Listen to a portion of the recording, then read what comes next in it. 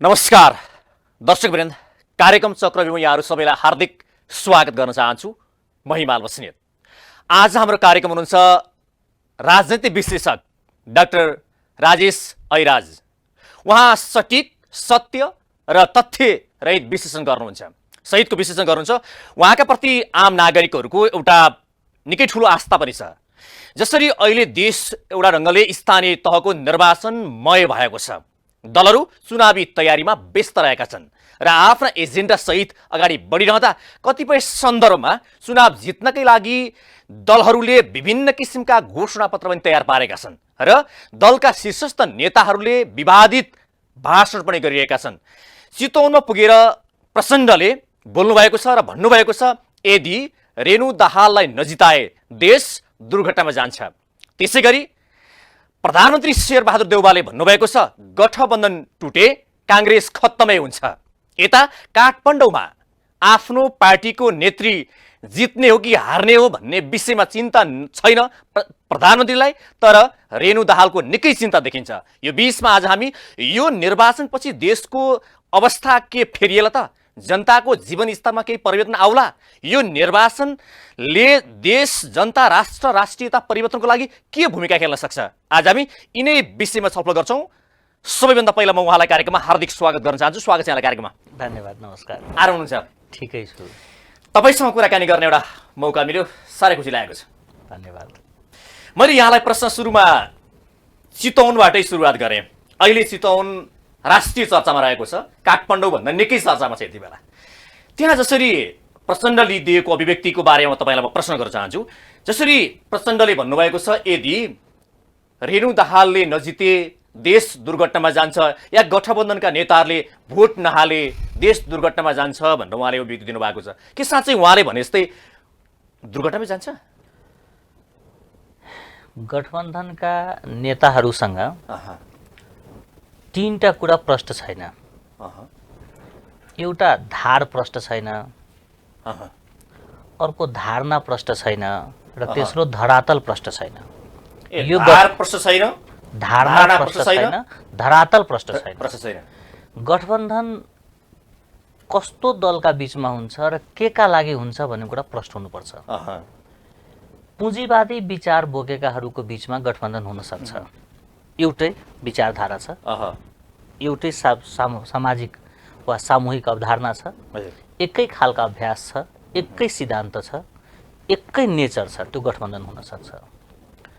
साम्यवादीहरूको बीचको गठबन्धन हुन सक्छ, तर कम्युनिस्टको काङ्ग्रेससँग गठबन्धन, माओवादीको राप्रपासँगको गठबन्धन, राजा हुनैपर्छ भन्ने र राजा हुनु हुँदैन भन्नेको बीचको गठबन्धन, संहिता कुनै पनि शर्तमा यो देशको लागि ठिक छैन भन्ने र संहिता हुनैपर्छ भन्नेको बीचको गठबन्धन, यो आफैमा ठगी हो।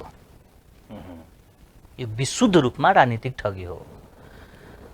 अब आए प्रसङ्ग तपाईँको कि चितवनमा नेताहरूले बोलेका कुरा, एकचोटि सम्माननीय पद प्राप्त गरिसकेपछि, सम्माननीय भनेको मान्य भन्दा पनि माथि, सबैले मान्ने,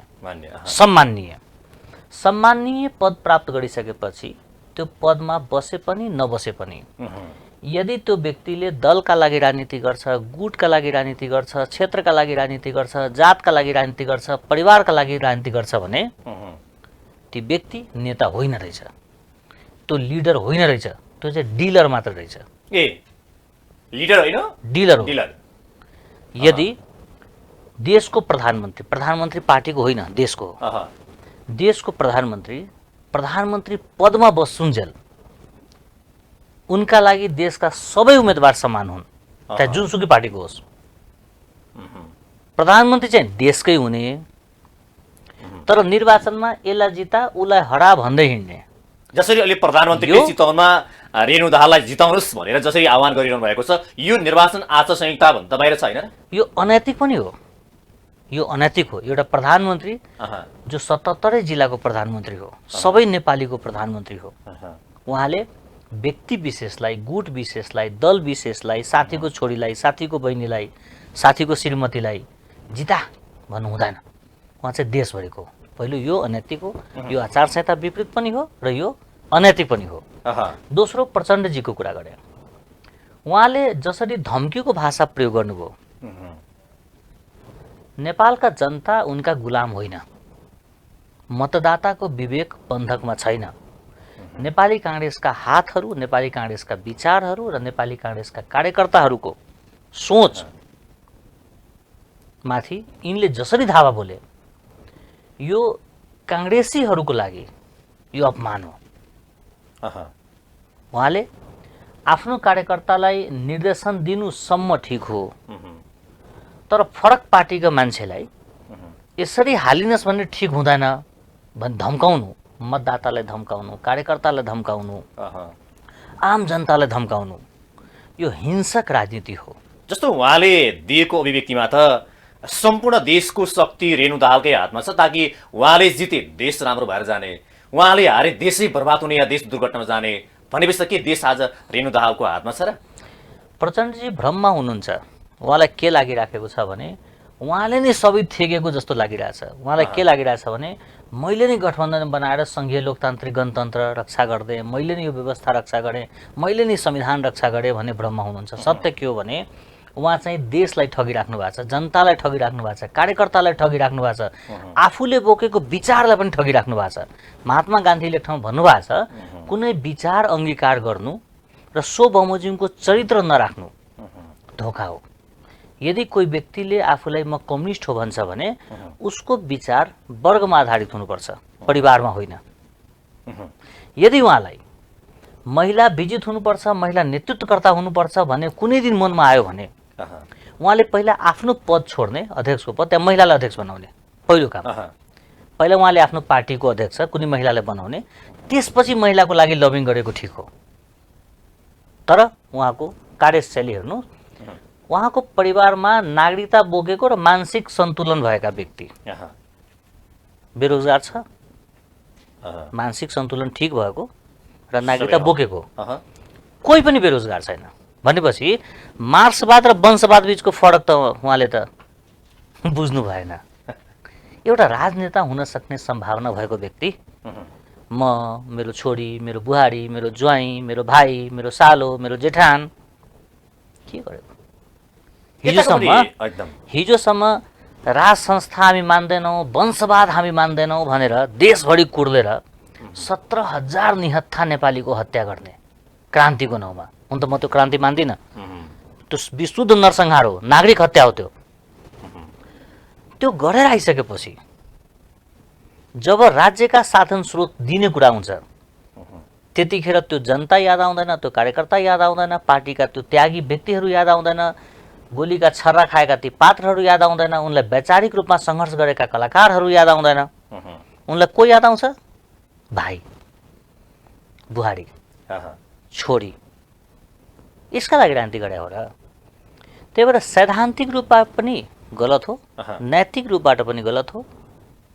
आचरण जुन उहाँको बोल्ने शैली छ त्यो निन्दनीय हो। नागरिकलाई धम्काउनु हुँदैन, यो असह्य हो, यो गलत हो। त्यसो भए यतापट्टि प्रधानमन्त्री शेरबहादुर देउवाको जसरी अहिले उहाँकै पार्टीको नेत्री सृजना सिंह काठमाडौँबाट मेयरको उम्मेदवारी घोषणा गर्नुभएको छ, उहाँ अघि बढिनु भएको छ। जसरी उहाँलाई आफ्नो पार्टीले हार्ने हो कि जित्ने हो भन्ने सवालमा कुनै चिन्ता देखिँदैन। जसरी चितवन पुगेर यदि गठबन्धन टुट्यो भने काङ्ग्रेस बर्बाद हुन्छ भन्नेसम्मको अभिव्यक्ति दिनुभएको छ र जसरी उहाँका प्रति एक किसिमले भन्ने हो भने जिताउन कार्यकर्तालाई उहाँले पनि दबाब दिनुभएको छ भन्ने उहाँहरूकै कार्यकर्ताको चाहिँ अभिव्यक्ति छ। यो किन आइरहेको छ? उहाँको जनप्रतिनिधिले आफूलाई निधिपति बुझ्न थालेपछि यस्ता खालका दम्भहरू बाहिर आउँछ। जब नेतालाई यो लाग्छ कि मेरो विकल्प अब छैन, मै ब्रह्मा हो, मै विष्णु हो, मै महेश हो, मैले नै सृष्टि गर्ने हो, मैले नै सबै कुरा गर्ने हो, जब त्यो तहको घमण्ड, त्यो तहको अहमता जब नेतामा छिर्छ अनि नेता सिद्धिन थाल्छ, नेताको वैधानिकता जोगिन्छ, सामाजिक स्वीकृति सिद्धिन्छ। आज जसरी उहाँले चितवनमा काठमाडौँमा बोल्नुभयो, जसरी उहाँका श्रीमतीले काङ्ग्रेसका मेयर नभएको ठाउँमा हामी बजेट दिन्नौँ भन्नुभयो, जसरी उहाँले हाम्रो मान्छे जित्यो भने केही मान्छेलाई मलेसिया पठाउँछु, कतार पठाउँछु के भन्नुभयो, त्यो राज्य सत्ताको चाहिँ अहङ्कार हो। यो घमण्ड, यो दम्भ यसले चाहिँ उहाँहरूलाई नै सिद्ध्याउँछ। किनभने नेपालीहरू मौन छन्, मूर्ख छैनन्। म फेरि दोहोऱ्याउँछु, नेपालीहरू मौन छन्, मूर्ख छैनन्। अब गुलामी कुनै पनि हालतमा स्वीकारिँदैन। कार्यकर्ता भनेका पार्टीमा सहयात्री हुन्, सहकर्मी हुन्, सहधर्मी हुन्। नेताका गुलाम कार्यकर्ता होइनन्। नेताको विवेक बन्धकमा भएको होला, कार्यकर्ताको विवेक बन्धकमा छैन, मतदाताको विवेक बन्धकमा छैन। कसैले धम्काएको भरमा गोप्य मतदान डराइकन त्यो दिने काम हुँदैन। यो गठबन्धनको विषयमा तपाईँले सोध्नुभयो। यो गठबन्धन निर्वाचन अघिको गठबन्धन, यो गैर राजनीतिक र अनैतिक क्रियाकलाप हो। निर्वाचन अघिको गठबन्धनले पार्टीको मतको भार प्रष्ट गर्दैन। जस्तो तपाईँले भनिहाल्नु, म यसै जोडेँ। उहाँहरूले भन्नुभएको यो गठबन्धन चाहिँ जसरी देशलाई दुर्घटनामा जानबाट रोक्ने भन्नुभएको छ होइन, अहिले देशलाई जसरी दुर्घटनामा पुर्याउनेहरूप्रति या लक्षित गर्दै उहाँहरूले देशलाई जोगाउनको लागि, संविधानलाई जोगाउनको लागि अझै पनि खतरा छ है, प्रतिगमनको खतरा छ, त्यसबाट जोगाउनको लागि पनि यो गठबन्धन चाहिँ आवश्यकता छ भनेर उहाँहरूले बारम्बार भनिरहनु भएको छ। उहाँले भ्रम छर्दै हुनुहुन्छ। उहाँको आफ्नो पार्टी दुर्घटनामा जाने सम्भावना छ, उहाँको आफ्नो पद दुर्घटनामा जाने सम्भावना छ, उहाँको आफ्नो रोजगारी दुर्घटनामा जाने सम्भावना छ, उहाँको देश बाहिरको सम्बन्धहरू दुर्घटनामा जाने सम्भावना छ। तर उहाँले आफूलाई नै देश मान्नुहुन्छ, आफूलाई नै संविधान मान्नुहुन्छ, आफूलाई नै सङ्घीय लोकतान्त्रिक गणतन्त्र मान्नुहुन्छ, उहाँ आफूलाई नै सबै कुरा मान्नुहुन्छ। त्यसले गर्दा उहाँलाई के लाग्छ भने आफू खाना खायो भने देशले खाना खायो, आफू चिप्ल्यो भने देश चिप्ल्यो, आफू लड्यो भने देश लड्यो। त्यो खालको भ्रममा बाँचिराख्नु आफू नै सारा हो, म सबै हुँ भन्ने जस्तो हो। र यो चाहिँ ठगीको राजनीति हो। जनतालाई भ्रम छोड्नु हुँदैन। यो चाहिँ एक खालको दम्भको राजनीति हो। यसले उहाँहरूलाई नै असर गर्छ। उहाँहरूको सामाजिक स्वीकृति गुमाउँछ, नागरिकको उहाँप्रतिको आस्था गुमाउँछ, उहाँकै कार्यकर्तामा फरक खालको भावनाको विकास गर्छ। किनभने अब हाम्रो देशमा बहस सुरु भइसक्यो। यो दल देशका लागि हो कि नेताका लागि हो, बहस सुरु भइसक्यो। तपाईँले यो गठबन्धनलाई जसरी चित्रण गर्नुभयो, तपाईँले हर कोणबाट हेर्नुभयो यो गठबन्धन होइन, अहिलेको 5 दलीय गठबन्धनलाई। अब यो गठबन्धनको औचित्यका बारेमा तपाईँले देशको लागि या जनताको लागि या राष्ट्रको लागि, राष्ट्रियताको लागि या समृद्धि र विकासको लागि कुनै कोणबाट यो गठबन्धन उपयुक्त देख्नुहुन्छ कि देख्नुहुन्न? यो गठबन्धन भएको मितिबाट आजसम्म तपाईँसँग संवाद गरिराख्दा हाम्रो देशको सीमामा के प्रगति भयो, हाम्रो देशमा कुन कुन उद्योग खुले, हाम्रो देशमा विदेशीका युवाहरू कति प्रतिशत नेपाल फर्कियो, हाम्रो देशका कुन चाहिँ गाउँपालिकाको कुन चाहिँ वडा यी गठबन्धनका कारणले भ्रष्टाचार मुक्त भयो, कति बिरुजु असुली भयो। यो गठबन्धनका कारणले न्यायालयमा परेका मुद्दाहरूमा न्यायोचित फैसला कतिवटा भयो भन्दाखेरि समग्रमा हेर्ने हो भने यो गठबन्धनको जम्मा 2टा लाभ छ। एउटा एमसीसी पास गरी छाडे, अर्को सत्तामा झुन्डी बसे। त्यो लाभ चाहिँ उहाँहरूलाई सत्ता गठबन्धनलाई लाभ कि जनतालाई लाभ थियो? दललाई, सत्ता गठबन्धनलाई भन्दा पनि त्यो 7-8वटा अध्यक्षलाई। के यो गठबन्धन पार्टीको हितमा छ? के काङ्ग्रेसको नेतृत्वले गरेका टिकट वितरण संहिताको मर्म अनुकूल छ? छैन। किनभने देश संहितामा गइसक्यो। देशमा प्रादेशिक संरचना भइसके, स्थानीय संरचना भइसके। एकातिर तपाईँले बजेट विनियोजन गर्दा, सिस्टममा काम गर्दाखेरि देशमा संहिता छ भन्नुहुन्छ, तपाईँ आफैले भन्दै हुनुहुन्छ कि यो संहिता हामीले ल्याएको, स्थानीय तहका निर्णयहरू स्थानीय तहले गर्नुपर्छ भन्नुहुन्छ तपाईँले देशका सवालमा। जब दलको सवाल आउँछ तपाईँले टिकट केन्द्रबाट वितरण गर्नुहुन्छ, स्थानीय तहको टिकट। के स्थानीय तहका नेताहरू अयोग्य हुन्? यौनमा टिकट वितरण गर्ने क्षमता छैन। तपाईँ एकातिर हामी सङ्घीय लोकतान्त्रिक गणतन्त्र जोगायौँ भन्नुहुन्छ, अर्कोतिर घोषणापत्र केन्द्रबाट दिनुहुन्छ। अनि सिंहदरबारको शक्ति चाहिँ हामीले गाउँ गाउँ पुर्यायौँ, स्थानीय स्तरमा पुर्यायौँ भनेर त भन्नुभएको छ त नेताहरूले। भनेपछि तपाईँले स्थानीय तहको निर्वाचनमा टिकट पनि केन्द्रबाट दिने, घोषणापत्र पनि केन्द्रबाट दिने, हप्काउने काम पनि केन्द्रबाटै गर्ने, केन्द्रकै मान्छे गएर जिल्ला जिल्लामा थर्काउने, नागरिकलाई धम्काउने। भनेपछि तपाईँको मानसिकता त अहिले पनि केन्द्रीकृत नै रहेछ नि त। तपाईँले भाषणमा सङ्घीय लोकतान्त्रिक गणतन्त्र पनि भनिराख्नु भएको छ। गाउँपालिका नगरपालिकामा कसलाई टिकट दिने अधिकार तपाईँले जिल्लाको नेताले दिनुहुन्न। भनेपछि तपाईँको नजरमा जिल्लाका नेताहरू अयोग्य, असक्षम रहेछ, अविवेकी रहेछ भनेर तपाईँले भन्दै हुनुहुन्छ, काम गरेर देखाउँदै हुनुहुन्छ। यो त के हो भने पार्टीकै विरुद्धमा नेताहरू छ। ये आफ्नै पार्टीका या देखियो नि यो आफ्नै पार्टीमा अस्ति मलाई म सुन्दै थिएँ एउटा नेताले भन्नुहुन्थ्यो बागीलाई कारबाही गर्छौँ भनेर। म एकछिन हाँसेँ।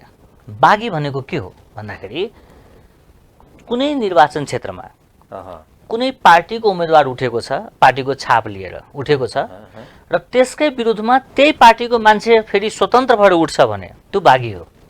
तर जुन निर्वाचन क्षेत्रमा त्यो पार्टीको उम्मेदवारै छैन, त्यसको छापै छैन, त्यो ठाउँमा त्यो पार्टीको मान्छे उठ्यो त कसरी बागी हुन्छ? किन यसलाई पनि गलत ढङ्गले प्रचार गरियो हो नि। जस्तै बागी भन्ने चितवनको कुरा गरौँ, चितवनको कुरा गरौँ। चितवनमा यदि नेपाली काङ्ग्रेसको कोही उम्मेदवार भइदिएको भए, चितवनमा गाछी छाप लिएर कोही चाहिँ केन्द्रबाटै वा पार्टीबाटै काङ्ग्रेसको उम्मेदवार भइराख्दा त्यो ठाउँमा जगन्नाथ पौडेलले पनि उम्मेदवारी दिएको भए त्यो बागी हुन्थ्यो। तर काङ्ग्रेसकै उम्मेदवारै छैन र पार्टीको उम्मेदवारै छैन भने त्यो ठाउँमा पार्टीको कोही मान्छेले उम्मेदवारी दिन्छ भने त्यो बागी होइन। त्यो अलिकति मैले यो गठबन्धनको बारेमा एउटा प्रश्न गर्न मन लाग्यो। जसरी प्रचण्डले भन्नुभएको छ यदि रेणु दाहालले जिते या यहाँ विजय प्राप्त गर्यो भने गठबन्धन या 10औं 20औं वर्षसम्म टिक्छ, हामीले त्यो किसिमको चाहिँ एउटा छलफल गरेका छौँ भन्नुभएको छ। त्यो सम्भावना देख्नुहुन्छ तपाईँ? जो व्यक्ति आफू जन्मेको मितिबाट आजसम्म आइपुग्दा 7वटा नाम परिवर्तन गरिसक्यो, आफ्नो नाम है, 7वटा नाम है, घनश्यामदेखि लिएर प्रचण्डदेखि लिएर विश्वासदेखि लिएर पुष्पकमल दाहालदेखि लिएर 7वटा नाम चेन्ज गर्यो, जसले हरेक 5 वर्षमा आफ्नै नेतृत्व गरेको पार्टीको नाम चेन्ज गर्छ। उसले गठबन्धनलाई 15 वर्ष लान्छ। त्यो के का अभिव्यक्ति हो त? के का प्रति उहाँले लक्षित गरेर दिएको अभिव्यक्ति हो? के सत्ता टिकाउनको लागि या चुनाव जित्नको लागि? जनतालाई मूर्ख ठान्छन्, जनतालाई गुलाम ठान्छन्। उनलाई के लाग्छ भने मैले भनिसकेपछि जनताले नाइ गर्ने ठाउँ हुँदैन र जनता मेरा अन्धभक्त हुन् भन्ने भ्रममा बाँचिराखेको छ। एकजना काङ्ग्रेस नेताले भनेको अभिव्यक्ति त्यहीँबाट काङ्ग्रेसले रुख चिन्ह बाहेक अरूमा भोट हाल्दै हाल्दैन भनेर केही समय अगाडि उहाँले भाषण दिनुभएको छ। केही पछाडि फेरि उहाँले रेणु दाहाललाई हामी जिताउँछौँ भनेर एउटा अभिव्यक्ति दिनुभएको छ। कडा भाषण छ उहाँको, सामाजिक सञ्जालमा प्रचार एकदम व्यापक भएको छ। कस्तो मानसिकता हो, यसलाई कसरी बुझ्ने तपाईँले?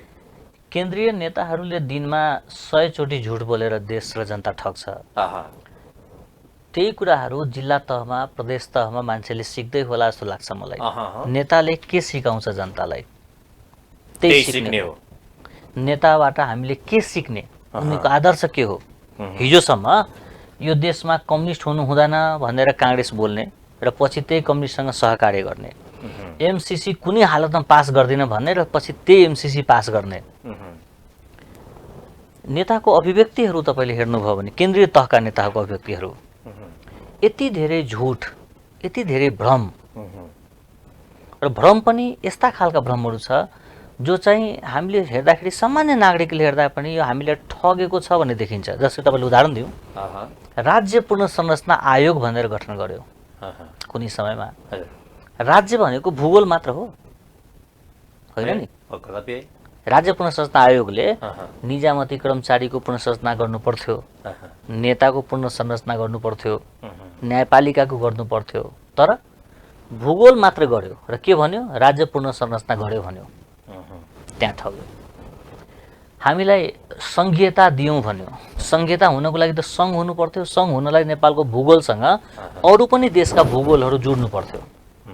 भएको भूगोललाई खण्डीकरण गर्ने र संघीयता ल्याइदियौँ भन्यो, त्यहाँ फेरि ठग्यो। हामी चाहिँ डेमोक्रेसीमा बाँचेको छौँ भन्यो, तर हामी जनतालाई क्ल्याप्टोक्रेसी दियो। डेमोक्रेसी दिएन, क्ल्याप्टोक्रेसी दियो। क्ल्याप्टोक्रेसीमा के हुन्छ भने एउटा नेताले दिनभरि ज्ञान, आदर्श, सिद्धान्तको कुरा गर्छ, तर उसको जीवन, निजी जीवन चाहिँ राज्यको साधन स्रोतको दोहन गर्ने, आफू र आफ्नो परिवारको समृद्धिमा केन्द्रित हुने, गुटमा पनि होइन। राज्यको स्रोत साधनको दोहन आफू र आफ्नो परिवारका लागि गर्ने, तर दिनभरि ज्ञान कार्यकर्तालाई, जनतालाई, देशी विदेशी शक्तिलाई आदर्शमा दिने, त्यो सिस्टम क्ल्याप्टोक्रेसी हो। हामी कहाँ डेमोक्रेसी भनेर क्ल्याप्टोक्रेसीको प्रयोग गर्यो। आज हामीले डेमोक्रेसीको अभ्यास गर्यौँ भनेर भन्छौँ नि त, त्यो विशुद्ध क्लेप्टोक्रेसी हो, डेमोक्रेसी होइन। हामी कहाँ त्यो छैन? छैन, आइपुगेको छैन। हामी कहाँको डेमोक्रेसी भनेको by the leader, for the leader, to the leader हो। यहाँ पब्लिकसँग डेमोक्रेसी आइपुगेन, पब्लिकसँग गणतन्त्र आइपुगेन, पब्लिकसम्म त्यो जुन सुविधा थियो राज्यको संरचनाको त्यो आइपुगेन। हामीले के गर्यौँ भने विदेशबाट ऋण ल्यायौँ र भत्ता, अनुदान, कार्यकर्ता पाल्ने काम हामीले गर्यौँ। हामीले गणतन्त्र आइसकेपछि भनौँ अथवा अझै पछाडि जाने हो भने नेपालको कुनै पनि सरकारले हाम्रो पालामा हामी यति विदेशी ऋण तिर्यौँ भनेर मैले सुन्न पाएको छैन। थपेको मात्रै छ। थपेको मात्रै छ भनेपछि देशलाई तपाईँ ऋणमा लाँदै हुनुहुन्छ। ऋणमा बसेको देशले नेतालाई तलब दिएर बाँच्नु परेछ। राजनीतिमा तलब हुन्छ र राजनीतिमा बजेट हुन्छ र नेताले नीति बनाउने हो, तलब भत्ता पुल बनाउने होइन नि, सकिएको छ होइन। नेतालाई तलब दिएर राख्ने हो र हामीले त्यही नेताले भन्छन् नो वर्क नो पे। संसद चलेको समय हेर्नुहोस् र वर्षभरिको तलब हेर्नुहोस्। हामी कहाँ त नेताको निर्लज्जता त्यो तहमा छ कि केही पार्टीहरूले संविधानलाई कालो दिवसको रूपमा कुनै दिन मनाउँछ, वर्षमा एक दिन। जसले वर्षमा एक दिन कालो दिवस मनाउँछ त्यो व्यक्तिले त्यो एक दिनको तलब पनि छोड्दैन। कालो दिन मनाउँछ तर तलब भत्ता लिन्छ। त्यो तहको निर्णय संसद अवरुद्ध गर्ने, तलब भत्ता लिने पनि त सल्यो नि हो। यदि तपाईँले तलबै दिने हो भने निजामती त छँदै थियो त। कुन चाहिँ जिल्लामा शिक्षाको कार्यालय छैन, स्वास्थ्यको छैन, सडकको छैन? छ नि सबैको। नेताको काम के हो भने यो क्षेत्रमा विद्यालय चाहियो भनेर नीतिमा अभ्यास गर्ने हो र त्यो विद्यालय जिल्ला शिक्षा कार्यालयले बनाउने हो, शिक्षा मन्त्रालयले बनाउने हो। नेताको काम यो होइन कि विद्यालय चाहियो भनेर। काम चाहिँ के हो? आज हाम्रो नेताहरूले के काम गर्दै हुनुहुन्छ? नेताको काम हो नीति बनाउने। नीति बनाउने त्यति मात्रै। नेताले नीति बनाउँछ। आज के गरिरहनु भएको छ? नेताले नीति बनाउँदैन, नेताले ठेकापटा गरिराखेको छ, राज्यको स्रोत साधनको दोहन गरिराखेको छ, विकासको बजेट बोकिराखेको छ, तलब बोकिराखेको छ। मेरो बुझाइ के छ भने तलब नलिकन म बाँच्दिनँ भन्ने सोच भएको मान्छे, त्यो मान्छे लोकसेवा ट्राई गर्ने हो, संसद बन्ने होइन। के आज राजनीतिलाई व्यवसाय ठानियो? व्यवसाय मात्र, व्यवसायमा पनि अलिकति इमान्दारी त हुन्छ। यो विशुद्ध ठगी ठानियो। जुन देशमा आयोडिन नभएको नुन खान बाध्य भएर गाउँका गाउँ गलगाड बोकेको छ। जुन देशमा हरेक वर्ष बाढी आउँछ, हरेक वर्ष आगलागी हुन्छ, हरेक वर्ष शीतलहर हुन्छ, जुन गाउँमा पुस्तो पुस्तो खुट्टामा चप्पल नलगाइकन नागरिकहरू बाँचिराखेको छ, त्यो देशमा कम्युनिस्ट भनाउँदा नेताहरू 3 करोडको गाडी चढ्छ, 2 लाखको मोबाइल बोक्छ, 5 लाखको जुत्ता लाउँछ। अनि उहाँहरू हामी सच्चा मार्क्सवाद लेनिनवादका अनुयायी हौँ, जनताको बहुदलीय जनवादको सच्चा अनुयायी हौँ भनेर उहाँहरू भन्नुहुन्छ त बेलामा? आम नागरिकको भाषामा भन्ने हो भने यी मार्क्सवादका अनुयायी होइन, मासुवादका अनुयायी हुन्। कहीँ सिद्धान्त छैन। यो अलिकति तपाईँलाई मैले यो अहिले यतापट्टि अलिकति एउटा प्रश्न बाँकी थियो यो गठबन्धनका विषयमा, अनि म यता आउँदैछु। हामी एउटा लयमा त पुगिसकेका छौँ। जसरी अहिले बागी उम्मेदवारी, स्वतन्त्र उम्मेदवारी एकपछि अर्को गर्दै धेरै उम्मेदवारी चाहिँ घोषणा भयो, गठबन्धनभित्रै या भनौँ 35,000 पदको लागि 74,000 भन्दा बढी त त्यहीँनिर उम्मेदवारी घोषणा भयो। यति धेरै उम्मेदवारी घोषणाले के सङ्केत गर्छ? पहिलो कुरो त मेरो विमति 2 ठाउँमा छ है, त्यो प्रश्न गरौँ। पहिलो विमति के हो भने स्थानीय तह गैर दलीय हुनुपर्छ। स्थानीय तह भनेको जन्मदर्ता, विवाह दर्ता, नागरिकता, मृत्यु दर्ता, टेलिफोनको सिफारिस, बिजुलीको सिफारिस, पासपोर्टको सिफारिस लिने ठाउँ हो, त्यो राजनीतिक ठाउँ होइन। स्थानीय तह गैर दलीय गरिदिएको भए यो तहको खर्च पनि हुन्थेन, यो तहको अपमान पनि हुन्थेन र यो तहको सकस पनि नेताहरूलाई हुन्थेन। गैर दलीय हुनु पर्थ्यो पहिलो कुरा। दोस्रो कुरा, दलीयता लादे पनि सिन्डिकेट गर्नु हुन्थेन। निर्वाचनमा गठबन्धन नाजायज अभ्यास हो। जस्तै गेम फिक्सिङ गैर कानुनी हो नि। जस्तै परीक्षा हुनुभन्दा पहिला 5 जना विद्यार्थी मिलेर तपाईको साइन्स राम्रो छ मलाई सिकाइदिनु होला, मेरो म्याथ राम्रो छ म तपाईलाई सिकाउँछु भनेर आपसमा गठबन्धन गरेर अनि एकैचोटि इक्जाम दिने हो भने कुन विद्यार्थीको कुन विषयमा कति ज्ञान छ कसरी थाहा हुने? चिट चोर्नु चाहिँ अवैध भन्ने, गठबन्धन गर्नु चाहिँ वैध भन्ने हो। भनेपछि यो चिट चोरी जस्तै हो। जस्तै त हो नि। नभए यो निर्वाचनमा कुन पार्टीको नेपालको पिरियड छ भनेर कुन पार्टी जनताले स्वतन्त्र चुन्न पाउने अधिकार त रहेन। हैन, राज्यले भन्न सक्छ वा विश्लेषकले भन्न सक्छ कि कुन पार्टीको खास मत कति परेको छ। त्यसको भनेपछि तपाईँ निर्वाचनमा जाँदै हुनुहुन्छ, न तपाईँको उम्मेदवार न तपाईँको मत प्रष्ट गर्न सक्नु भएको छ। यो चिट चोरे सरह त हो नि, यो त म्याक्स फिक्सिङ गरे सरह त हो नि, यो त जनतालाई ठगे सरह त हो नि, यो त सिन्डिकेट सरह त हो नि। यदि तपाईँ निर्वाचनमा सँगै जान सक्नुहुन्छ, सत्तामा सँगै बस्न सक्नुहुन्छ नि एउटै दल किन नबनाएको? जब तपाईँलाई निर्वाचनमा जान पनि आपत्ति छैन, तपाईँले भाषण भन्दै हुनुहुन्छ कलमले रुखलाई, रुखले हतियारलाई, सबैले छातालाई, छाताले उसलाई जय नेपाल त सँगै भन्दै हुनुहुन्छ अहिले भने तपाईँ सत्तामा पनि सहकार्य गर्दै हुनुहुन्छ, निर्वाचनमा पनि सहकार्य गर्दै हुनुहुन्छ नि एउटै दल बनाएर आउनुहोस् न। कति ठगेको जनताले, किन ठगेको जनतालाई? त्यसो भए यो गठबन्धन भनेको चाहिँ अघि मैले सुरुमा भने पनि देशलाई विकास र समृद्धिको बाटोमा अगाडि बढाउने, जनताको भाग्य र भविष्य परिवर्तन गर्नको निम्ति भन्ने उहाँले भन्नुहुन्छ, देशको अहिलेको अवस्थालाई जोगाउन या चाहिँ संविधानलाई जोगाउन भन्ने सवालका ती उहाँहरूका जवाब चाहिँ नेपाल आजको समयमा जम्मा एउटा कुरामा आत्मनिर्भर छ। त्यो के हो? नेताको भाषण। ए भाषणमा चाहिँ हामी आत्मनिर्भर छौँ। त्यो बाहेक धनियाँको पत्ता, अन्डादेखि लिएर दुधसम्ममा हामी आत्मनिर्भर छैनौँ। यी नेताले युवा हामीलाई सबै कुरा आयात गर्नुपर्ने अवस्था छ। आज नेताची पर्ने अवस्था छैन भाषणको लागि। युवा विदेश हिँड्नुपर्ने, हाम्रा युवाहरू विदेशमा गएर श्रम गर्नुपर्ने, विदेशीहरू नेपालमा आएर श्रम गर्नुपर्ने वातावरण नेताले बनाइदियो। त्यही भएर म भन्छु कि नेपालमा लिडर छैन, डिलर मात्रै छ। यी सबै डिल गर्छन्। लिडर भइदिएको यिनको भिजन हुन्थ्यो। जस्तो अहिलेको यो निर्वाचन पछाडि नि अहिले उहाँहरू धेरै बागी उम्मेदवारी, धेरै स्वतन्त्र उम्मेदवारी हुनुहुन्छ, उहाँले कतिले जित्नुहुन्छ कतिले हार्नुहुन्छ त्यो थाहा छैन, पछाडि नै हेरौँला। तर पनि अहिलेको यो निर्वाचन, स्थानीय निर्वाचन पछाडि स्थानीय तहको जुन किसिमले हामीले परिकल्पना गरेका छौँ, अहिले तपाईँले भन्नुभएको छ स्थानीय स्तरले गर्ने कार्यको प्रति जनताको जीवनस्तर माथि उकास्नको निम्ति केही परिवर्तन हुने, केही त्यस्ता किसिमको सङ्केतहरू देख्नुहुन्छ?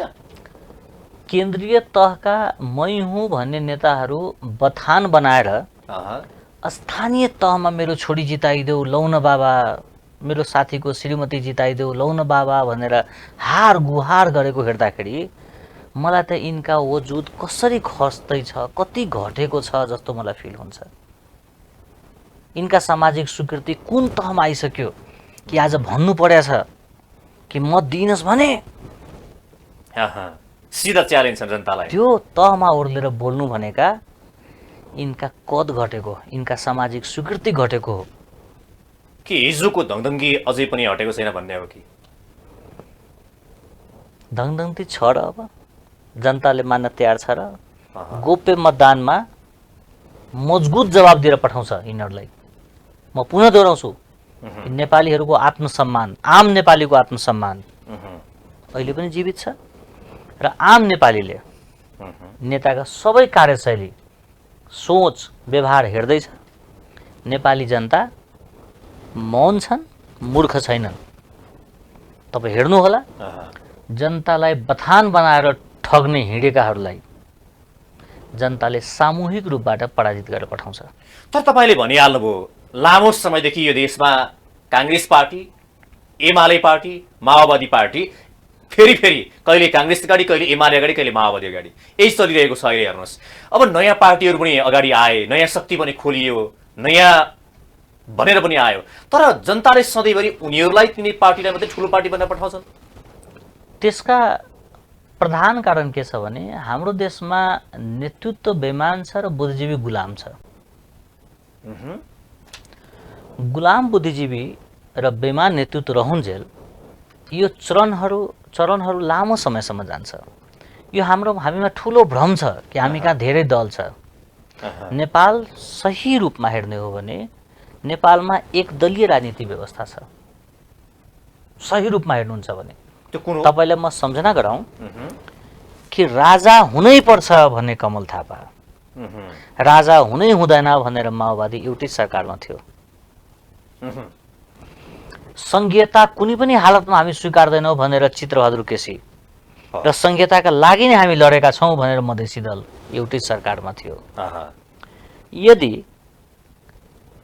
सबै खालका विचार भएका मान्छे एउटै पार्टीभित्र रमाउन सक्छ वा हिन्दू राष्ट्र कायम गर्छौ भने मान्छे धर्मनिरपेक्ष संविधानलाई टेकेर शपथ ग्रहण खान्छ, यो संविधान मान्दैनौ भने मान्छे 365 दिन त्यही संविधान सभाको तलब खाएर बस्छ भने दुई दल कसरी भयो? एउटै भयो। दुई दल हुनको लागि यिनका अडान फरक हुनु पर्थ्यो, विचार फरक हुनु पर्थ्यो, सिद्धान्त फरक हुनु पर्थ्यो, कार्यशैली फरक हुनु पर्थ्यो, सोच फरक हुनु पर्थ्यो, परिणाम फरक हुनु पर्थ्यो। त्यसो भए आज माओवादी पार्टी या एमाले पार्टी अब लेसुते मार्क्सवाद या लेनिनवाद, जनताको बौद्धिक जनवाद अंगीकार गर्ने या माओवादको चाहिँ जुन किसिमको बात अगाडि लिएर हिँड्ने पार्टी र कांग्रेस पार्टी एउटा आफ्नै किसिमको विचार लिएर हिँड्ने पार्टी, बीपीको समाजवाद भनेर अझ बढी आउने गर्छ चर्चामा, साँच्चै भन्दाखेरि एउटै छ उहाँहरूको बाटो? यो देशमा जम्मा दुईटा वाद छ, एउटा द्रव्यवाद, अर्को लम्पसारवाद। यो देशमा जम्मा दुईटा वाद छ, एउटा द्रव्यवाद, अर्को लम्पसारवाद। अरू बात छैन। अरू बात छैन। अरू बात भनेको जनता ठग्ने मेलो मात्र हो। समाजवाद, सब माओवाद, लेनिनवाद, यी सारा बात चाहिँ के को निम्ति त? सबै ठगी हो, व्यवहारमा देखिँदैन। जो मान्छे म कम्युनिस्ट विचारधारा मान्छु भनेर भन्छ, परिवर्तन गर्छु भन्छ, उही 35 वर्षदेखि एउटै पार्टीको अध्यक्ष छ, आफै परिवर्तन भएको छैन भन्ने हो। जसले भन्दैछ महिलाको नेतृत्व हेरौँ भन्छ, उसैले आफ्नो पार्टी पदबाट राजीनामा दिँदैन। यो त कस्तो भएर गयो भने सक्कल नागरिकता एउटा हातमा लिने र त्यसको फोटोकपी अर्को हातमा लिएर नाङ्गै खुट्टा सर्वोच्च अदालत पुगे केही सांसदहरू कि मेरो कार्यकाल बाँकी छ, त्यो अवधि पूर्ण गरी पाऊँ, संविधानले हामीलाई यति वर्षको म्याद छ, हामीसँग कार्यकाल छ, त्यो बिचमै हामीलाई हटाउन खोज्यो एमालेले। त्यही भएर हाम्रो कार्यकाल पुरा हुनुपर्छ भनेर जो व्यक्तिहरू सर्वोच्च पुगे र जो प्रधान न्यायाधीशले उनलाई उनको कार्यकाल पुरा हुनुपर्छ भनेर पत्र दिएर पठायो, पत्र पाइसकेपछि पत्र पाएका व्यक्तिले त्यही प्रधान न्यायाधीशको कार्यकाल पुरा हुन दिएन।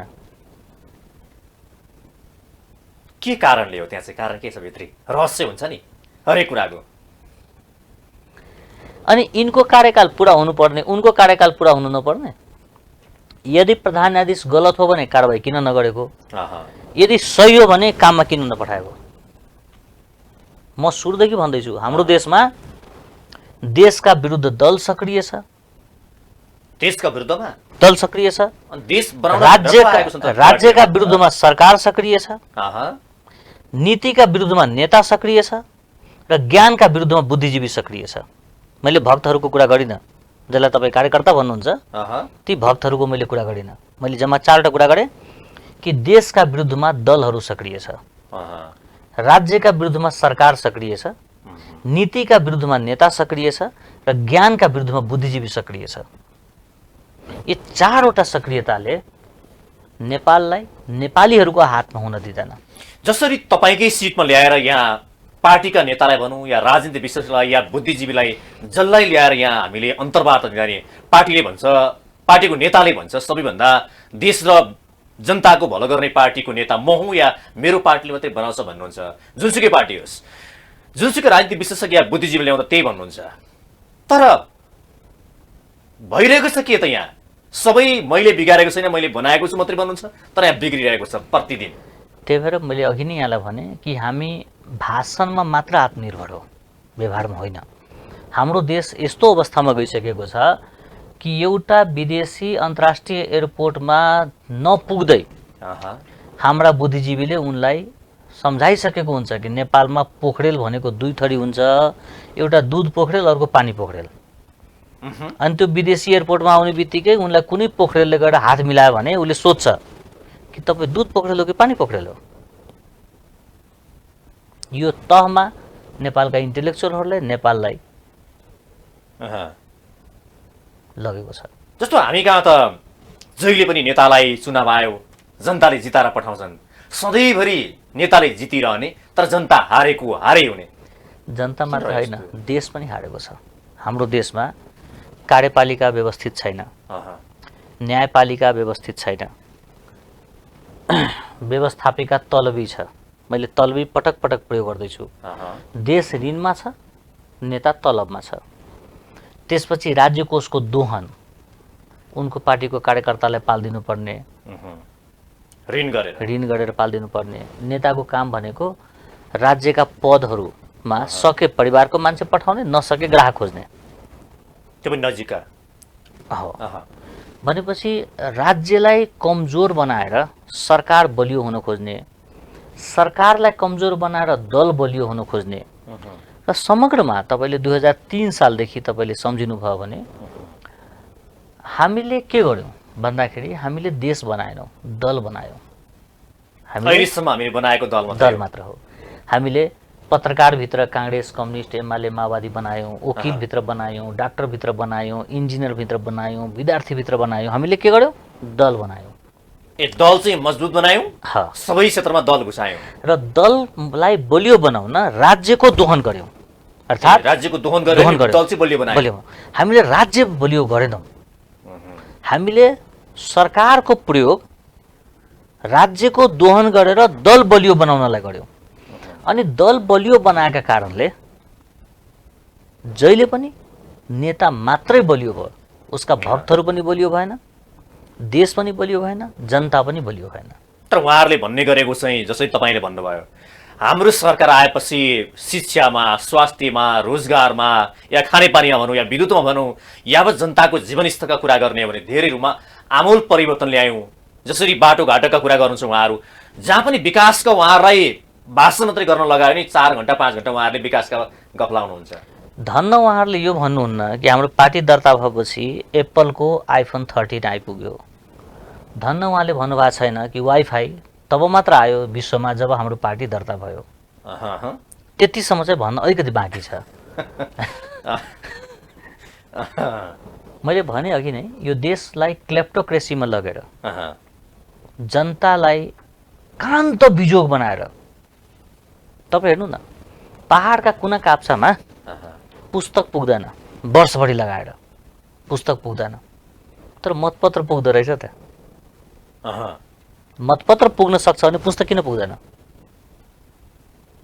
चामल चाहिँ नपुग्ने, कोका कोला र आलु चिप्स चाहिँ पुग्ने हो, किन त्यो भइरहेछ? त्यसमा पनि राजनीति छ। राज्यको दोहन गरेर दल बलियो बनाउने काम।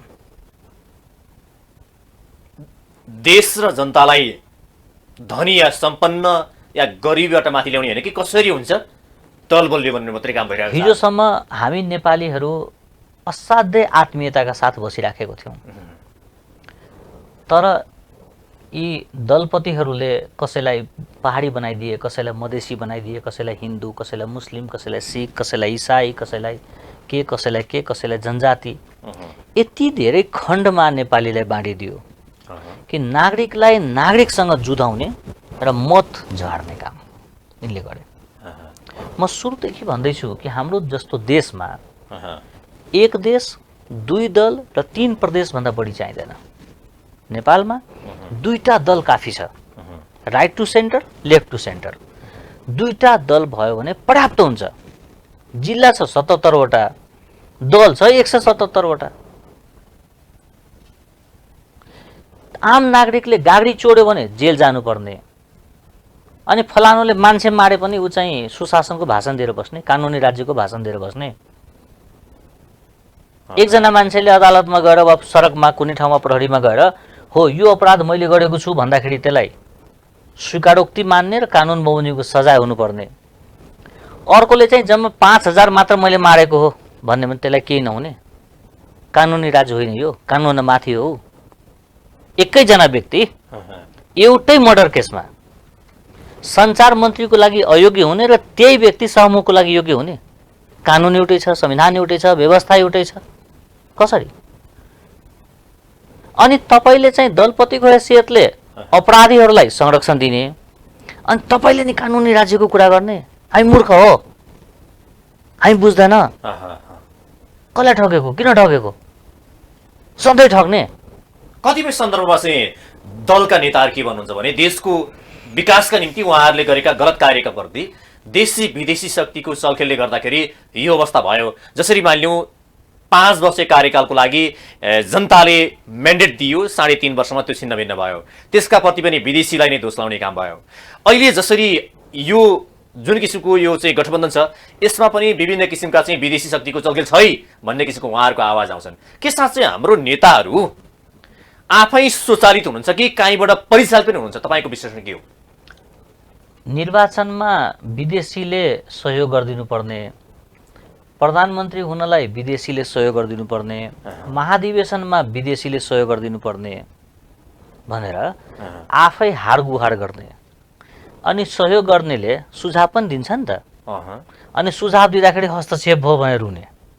यो दोहोरो भूमिका किन खेलेको?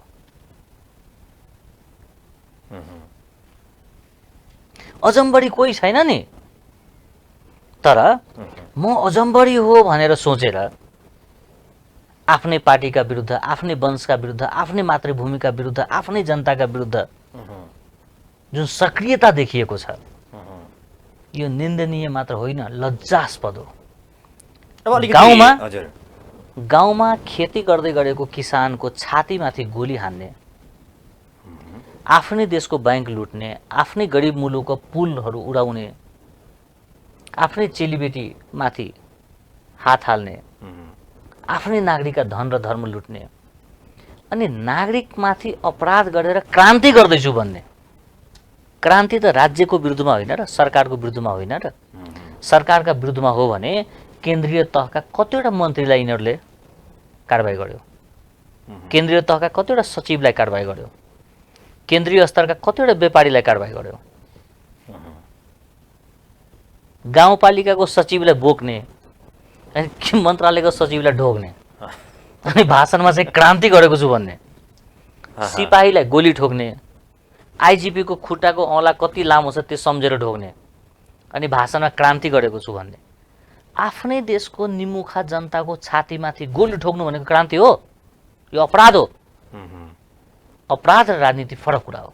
त्यसो भए अहिले देशमा जसरी मुख्य पार्टीहरू कांग्रेस, एमाले, माओवादी पार्टी, अन्य पार्टी पनि छन्, यो पार्टीहरूको जस्तो तपाईँले देख्दाखेरि नि कतिपय सन्दर्भमा उहाँहरू भन्नुहुन्छ माओवादी पार्टीका अध्यक्ष प्रचण्डले त भन्नु पनि भयो म सुध्रिन्छु, मैले गलत गरेँ भनेर एउटा महाधिवेशन उहाँले भाषणमै भन्नुभएको छ। अन्य नेताको त्यति धेरै सुनिँदैन, तैपनि अब फेरि पनि निर्वाचनपछि आउने भनेको यही अहिले चलेका नेताहरू नै जस्तो देखिन्छ हेर्दा, सिनारी हेर्दाखेरि। त्यसो भए उहाँहरू फेरि बदलिएर देशलाई बदल्न सक्ने उहाँहरूसँग त्यस्तो बदलिने क्षमता देख्नुहुन्छ तपाईँ? कहाँ सुध्रिनु गयो? उहाँले भाषण दिइसकेपछि छोरीलाई के अरे निर्वाचनमा टिकट दिएर उठाउन लाग्नु भयो होइन? उहाँले त्यो सुध्रिन्छु भनेर भाषण दिएको अलि दिन पछाडि भाइलाई राष्ट्रिय सभामा पठाएको होइन? सुध्रियो? यी सब जनता ठगी हो। यिनीहरू जनता झुक्याउँछन्, जनता ठग्छन्, आफ्ना भक्तहरूलाई यसो अलिअलि दाम बाँडेर खुसी राख्छन्। जस्तो कार्यकर्ताको सवालमा कुराकानी गर्दा नि नेतृत्वले गरेको गलत कार्यलाई गलत भन्न सक्दैनन् कार्यकर्ताहरू। त्यो गलत कार्यलाई पनि छोप्ने र त्यसलाई पनि कसरी हुन्छ डाकसुप गर्ने काम गर्ने देखिन्छ कतिपय सन्दर्भमा, उहाँहरूको अभिव्यक्तिहरू त्यो देखिन्छ। किन कार्यकर्ताहरू नेतृत्वले गरेको गल्तीलाई गल्ती भन्न नसक्ने र नेतृत्वलाई सही ट्र्याकमा ल्याउन सक्दैनन्? कार्यकर्ता र नेतृत्वको बीचमा एउटा तबका छ नेताहरूको। त्यो नेताहरूको दाना पानीकै व्यवस्था अध्यक्षले गर्दैपछि मगज बिग्रेपछि शरीरको त के दोष दिनु? हुर्काको नै माथि बढी भएको तबका छ, त्यो तबकाले आफ्नो नेतृत्वलाई भन्न सक्नु पर्थ्यो कि हामी कम्युनिस्ट हो भने कम्युनिस्ट जस्तो आचरण राखौँ, पुँजीवादी हो भने पुँजीवादी जस्तो आचरण राखौँ भन्ने बेलामा माओवादी भन्ने, अर्कोतिर आफ्ना छोराछोरीहरूलाई सबैलाई बोर्डिङ स्कुल पढाउने, जनताको विद्यालय बन्द गराइदिने भन्ने बेलामा वर्गका कुरा गर्ने, खोल्ने बेलामा निजी अस्पताल खोल्ने र अस्ति भर्खर बेच्यो निजी अस्पताल एउटा। हैन, यिनका अघि पनि मैले आग्रह गरेँ कि अधिकांश नेताहरूको अभिव्यक्ति र जीवनशैलीमा दूर दूरसँग सम्बन्ध छैन। बोलाइ र गराइमा आकाश र जमिनको फरक छ। अमेरिकी साम्राज्यवाद मुर्दाबाद पनि भनेका छन्। आहा, अर्कोतिर पासपोर्ट र निवेदन पनि दिएको छ, छोरी पढाउनु पर्यो, छोरा पठाउनु पर्यो, म जानु पर्यो, मेरो आफन्तलाई अमेरिका राखिदिनु पर्यो भनेर। त्यो अभिव्यक्ति चाहिँ केका निम्ति हो त फेरि? जनता ठग्नका निमित्त। मैले त्यही भएर गुलाम बुद्धिजीवी किन भन्दैछु भने हाम्रा देशका अधिकांश बुद्धिजीवीहरू दुईटै गोजीमा दुई थरीको बायोडाटा बोकेर दिन रात कुदिराखेको हुन्छ कि मलाई केही पद देला कि, मलाई कतै हाल्देला कि, मलाई केही गर्देला कि। र उनले नेताले गरेका सबै कुरालाई हो मात्रै भन्छ। तपाईँ सम्झिनु न, अस्ति भर्खर वकिलहरूको महाधिवेशन भएको थियो। त्यसमा अधिकांश वकिलहरू प्यानल बनाएर आयो, उम्मेदवारी दियो। प्यानल बनाएर आएकाहरू सबै दलमा पुगेर नेताको खुट्टा ढोगेर पार्टीबाट टिकट लिएर आए। टिकट पार्टीबाट ल्याएको छ। तर ती वकिलहरूको ब्यानर के छ भने स्वतन्त्र न्यायपालिकाका लागि मेरो उम्मेदवारी। ऊ आफै स्वतन्त्र छैन, उसले चाहिँ स्वतन्त्र न्यायपालिकाको लागि उसको उम्मेदवारी। वकिल पनि पार्टीको हुन्छ, डाक्टर पनि पार्टीको हुन्छ, पत्रकार पनि पार्टीको हुन्छ, विद्वान पनि पार्टीको हुन्छ, विद्यार्थी पनि पार्टीको हुन्छ, पेसाकर्मीहरू पेसाको हुन्छ। सबै क्षेत्रमा आज राजनीतिकरण भइसक्यो नि त तपाईले भने अनुसार। हो, देशलाई दलीयकरण गर्दैका कारणले सही बोल्ने मान्छेहरूलाई ढुङ्गा हान्ने र गुलामी गर्नेहरूको भिडले देशलाई गिडीहुँतोतर्फ लाने। तपाईले भने अनुसार जस्तो कुनै नेताले गल्ती गर्यो भने सबै क्षेत्रमा राजनीतिकरण भइहाल्यो, या भनौँ सबै क्षेत्रमा राजनीतिकरण भइसके पछाडि त त्यो नेतृत्वले गलत गर्यो भने पनि गलत हो भनेर त भन्न नसक्ने भयो नि त, होइन? त्यही भएर त हामी भोग्दैछौँ त। 2003 सालदेखि लिएर 78 सालसम्म आइपुग्दा हाम्रो शिक्षा फ्री छैन, स्वास्थ्य फ्री छैन, कानुनी उपचार फ्री छैन, 77 जिल्ला सहज रूपमा हामी जान सक्ने अवस्थामा छैन। नेपालका नागरिकहरू करदाता र मतदाता भन्दा माथि उठ्न सकेको छैन। जसरी एउटा नेता एउटा राज्य सत्तामा जानुभन्दा अगाडि देखिन्छ उनका भाषण, उनका शैली, साँच्चै यसले त देश परिवर्तन गर्छ कि क्या हो भने जस्तो लाग्छ, किनकि त्यो इमान्दारी त त्यसरी प्रकट गर्छ उसले। तर राज्य सत्तामा पुगिसकेपछि सर्लकै बदलिन्छ। किन? नेपालमा दल दर्ता भएपछि निर्वाचनमा जान थालेको मितिबाट आजसम्म सबै दलको घोषणापत्रमा लेखा छ हामी नागरिकलाई पानी दिन्छौँ भनेर। पानी दिनु 21औं शताब्दीको अहिलेको अवस्थामा नागरिकलाई पानी दिनु, नागरिकलाई बिजुली दिनु यो लज्जाको विषय हो, मागको विषय हो कि दरिद्रताको विषय हो? पानी मागेर खानुपर्ने स्थितिको निर्माण भइराख्नु भनेको यो दलको असफलता हो कि हाम्रो आकर्षण हो कि फलानु पार्टी जित्यो भने पानी दिन्छ हामीलाई? हामी के ढुङ्गै युगमा हौ? तपाईले यही भन्ने त मलाई त्यो घोषणापत्रको चाहिँ प्रश्न गर्न मन लाग्छ तपाईलाई। अहिले दलहरूले जसरी केन्द्रीय तहबाट या स्थानीय स्तरमा घोषणापत्र तयार पारिरहेका छन्, ती तपाईले घोषणापत्र दलहरूका घोषणापत्र हेर्दाखेरि कस्तो लाग्छ? साँच्चै पुरा हुने छन् कि साँच्चै तपाईले अघि भने जस्तै जनता झुक्क्याउनकै निम्ति, जनतालाई भ्रम सिर्जना गर्नकै निम्ति मात्रै छन् यी घोषणापत्रहरू? मेरो बुझाइमा निर्वाचन आयोग अझ बढी सशक्त भएर यो घोषणापत्रलाई समय सीमाका साथ घोषणापत्र निकाल र त्यो कानुनी दायराभित्र राख्नुपर्छ। पुरा हुने मात्रै बोल्ने, नत्र नबोल्ने। यदि कोही पार्टीले मेरो सरकार यस्तो भयो भने हामी यस्तो गर्छौँ भनेको छ र उस सरकारमा गएर यस्तो गरेको छैन भने त्यसलाई दण्डित गर्नुपर्छ। जनता झुक्याउनु, देशको समय खराब गर्नु यो अपराध हो। जे लेखे पनि हुने, जे बोले पनि हुने, कुनै कारबाही गर्ने हामीसँग दायरा छैन। त्यही भएर जनता ठग्नु, जनता झुक्याउनु, मतदाता ठग्नु, पार्टीका भक्तहरूलाई ठग्नु यो त सत्ता दुर्व्यसनीका लक्षण हो। अब यो पछाडिको म थोरै समय चाहिँ हामीसँग अहिले यो निर्वाचन पछाडिको, अब स्थानीय तहको निर्वाचन पछाडिको यी अहिलेका पार्टीहरू जसरी चुनावमा हुमिरहेका छन्, यी पार्टी एमाले, काङ्ग्रेस या माओवादी, अन्य पार्टी या राप्रपा लगायतका पार्टीको भविष्य तपाईँ कस्तो देख्नुहुन्छ? नेपाल बिस्तारै बिस्तारै दुई दलीय ध्रुवमा जान्छ। नेपालमा दुईटा दल अस्तित्वमा रहन्छ, बाँकी दलहरू धुम्रकेतुका रूपमा अलि दिन रहला। तर देश दुई दलीय। त्यो भनेको चाहिँ कुन कुन हो? नामै त मलाई थाहा भएन, तर एउटा लेफ्ट र अर्को डेमोक्रेट जस्तो रहला, दुईटा रहन्छ। दुईटा रहन्छ। तपाईँले अहिले यति धेरै समस्याका चाङसँग हाम्रो देशमा यति बेला अब चुनावका समयमा यी समस्याका चाङ लिएर हामी समाधान गर्छौँ भनेर नेताहरू घर दैलो अभियानमा हुनुहुन्छ यति बेला। समाधानको कुरा नि गरौँ न, यो देशलाई साँच्चै अब कसैले त समाधान गर्नु पर्यो, देशको समस्या समाधान गर्नु पर्यो, विकास र समृद्धि दिनु पर्यो। यसै गरी सधैँभरि जाने हो भने कतिसम्म जाला, त्यो पनि एउटा समस्या छ। के गर्यो भने साँच्चै राष्ट्र नेपाल जस्तै बन्छ, या सिङ्गापुर या स्विजरल्यान्ड जस्तो होइन, नेपाल जस्तै बनाउने उपाय के होला त तपाईँको नजरमा?